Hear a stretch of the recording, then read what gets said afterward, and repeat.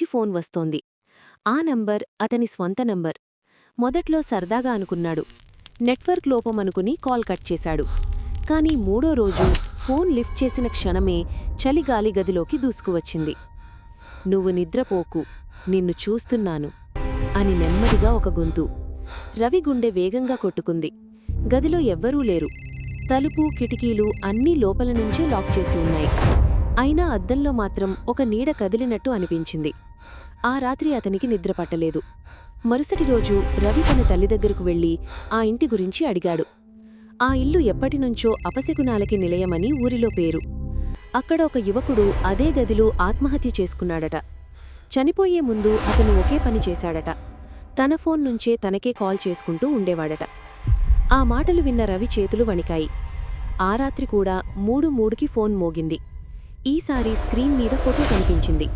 అది రవి కాదు. రవి రేపు ఎలా ఉండబోతున్నాడో అలా ఉంది. రక్తం కళ్లలోకి కారుతూ, ముఖం వంకరగా. ఫోన్లోని గొంత మళ్లీ వినిపించింది. "నీ సమయం అయిపోయింది." లైట్ ఆఫ్ అయిపోయింది. గది చీకటిలో మునిగిపోయింది.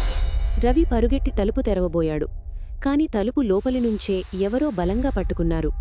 వెనుకనుంచి చలిచేతులు అతని భుజాలమీద పడ్డాయి. అద్దంలో చూసినప్పుడు తన వెనుక నిల్చున్నది అతనే. కాని కళ్ళు లేవు. నోరు విప్పి చిరునవ్వు. ఉదయం పొద్దున ఆ ఇంటి ముందు జనాలు గుమికూడారు. రవి గదిలో ఫ్యాన్కు వేలాడుతూ కనిపించాడు. అతని ఫోన్ మాత్రం నేలపై పడి ఉంది. స్క్రీన్ మీద ఇంకా ఒకే మాట మెరుస్తోంది.